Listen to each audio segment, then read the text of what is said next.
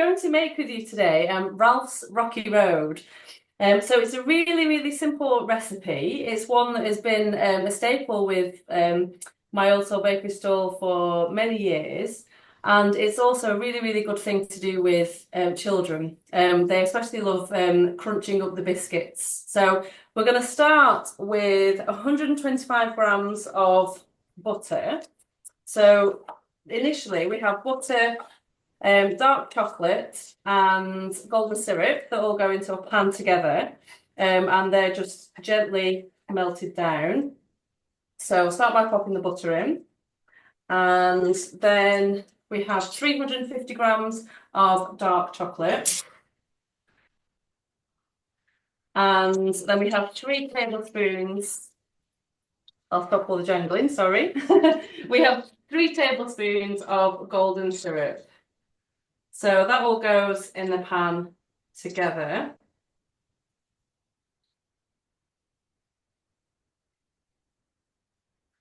And yeah, and then we just start by just melting that gently on the hob, just on a medium to low heat to begin with. So whilst that is melting down, you can get the next lot of ingredients ready. So we need 200 grams of rich tea biscuits, which I have here, and we need 100 grams of marshmallows. I use the kind of mixed pink and white ones just so it makes a nice colour texture when you cut through the bake when it's finished. I've also got another little bowl here with some of each in, and that's just for the topping at the end. And I've just realised I've not got the sprinkles, so I'm just going to whiz around here and get those. Bear with Okay. me. Sorry. No, we'll wait for the sprinkles. So yes, and we also have some sprinkles that just go on the top at the end. So whilst your chocolate is melting down, you need to get yourself an 8-inch square tin, which is just on the other side as well. So I'm going to go and grab that. It's good exercise too, isn't it, Gal? It is, yeah. The amount of times I spend going around my work surface. Yeah, so you get an 8-inch square tin, and then we just line that with baking paper.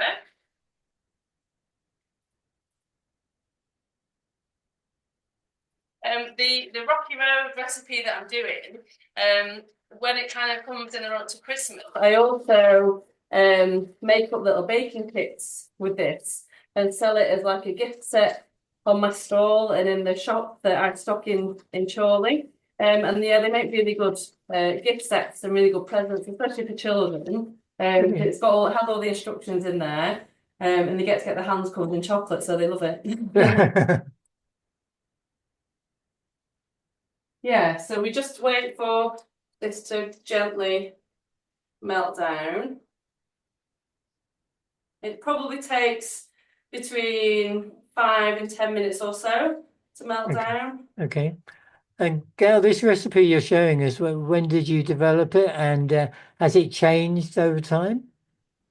So this is probably one of the first things that I used to make probably in my early 20s. It was originally a recipe that I got from Nigella Lawson, one of my Nigella books. Okay. And then I've just kind of tweaked it over the years and added in different bits and pieces. Sorry, the dog's barking, bear with That's me. okay. It's probably the postman walking past. Sorry.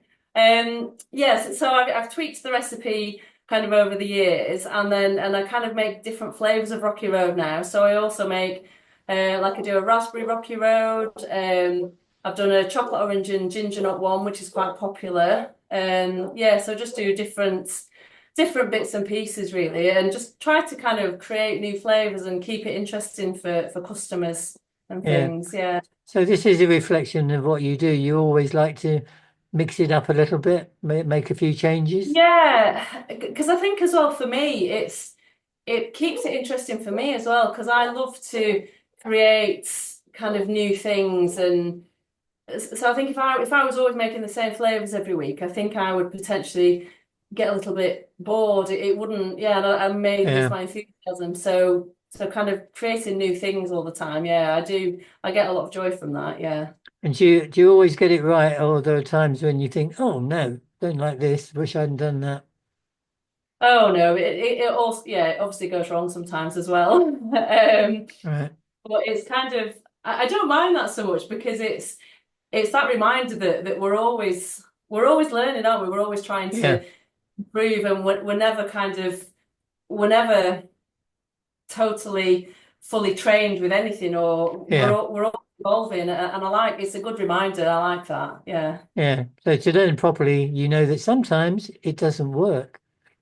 Yeah, exactly. Yeah. So I made some toffee apple flapjacks a couple of weeks ago. So I was testing them, and I tend to take when I do a new bake, I take some round to like friends and things to test, and because I know that they'll give me honest feedback. And the first batch of these toffee apple flapjacks, I just hadn't there wasn't enough apple in there, and so the toffee that I put in completely overpowered the apple, and so like it was still a lovely flapjack, but just tasted like a toffee flapjack. So it was back Yeah. to the drawing board to try and tweak the recipe and get the right balance. And yeah, it's nice being able to do that and have the time to do that as well. So living near you is a bit of a dream, really. Yeah, some people may say that, yeah. Has the value of property gone up since you've been there? Maybe. There you go. So we're not too far away with this now, maybe another couple of minutes. And I suppose you have to always avoid the tendency to rush. Yeah, yeah. So I have one of my friend's sons, he really loves Rocky Road, and when he was I think about four, I was doing a demonstration at a food festival in Chorley, and I was making the Rocky Road, and so he came on the stage with me Wow. as a little helper, just because it is so good for children to do. So he was amazing. He stole the show. And the most adorable thing was that he called it Rocket Road, which I thought was really, really lovely. Oh, that's sweet. So did you let him eat it afterwards? Yeah, he got to take the whole tray home. Oh, wow. Think we are just about ready there. So as you can see, if I bring this to the camera, it's all melted down, Yeah. and really, really smooth and glossy. So the next step is that we just kind of um, pour out roughly just over 100 grams ish of this chocolate mixture into into a jug there, and then that goes on as your top part of the topping at the end. So the next thing is generally what I get the children to do is I put it in a sandwich bag and bash it with a rolling pin because they absolutely love that. But you can just kind of crunch the biscuits up into the bowl. So you want a mixture of kind of crumbs and like really good chunks as well, just so that the Rocky Road has quite a lot Yeah. of bite in. So it's just simple rich tea biscuits, 200 grams that go in here.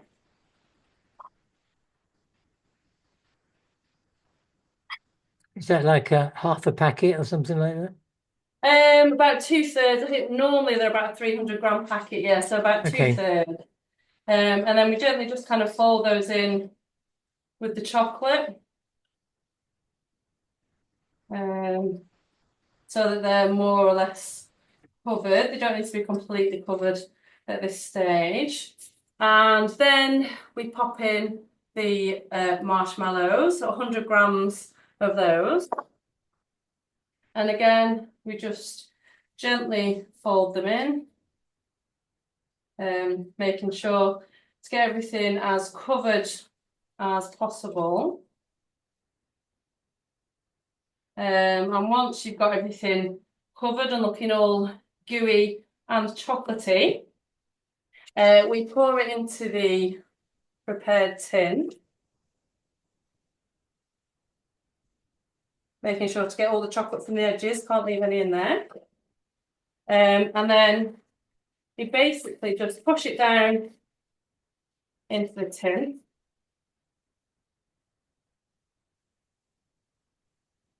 So just firm it all down.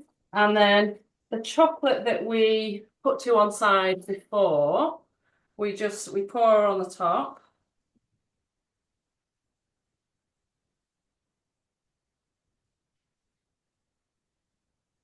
Are you getting nice aromas from it? Pardon? Are you getting nice aromas from it? Yes, oh yes, yeah. Very, very chocolatey, yeah. And then we just smooth the chocolate over the top. So there's a nice layer of chocolate over the top there.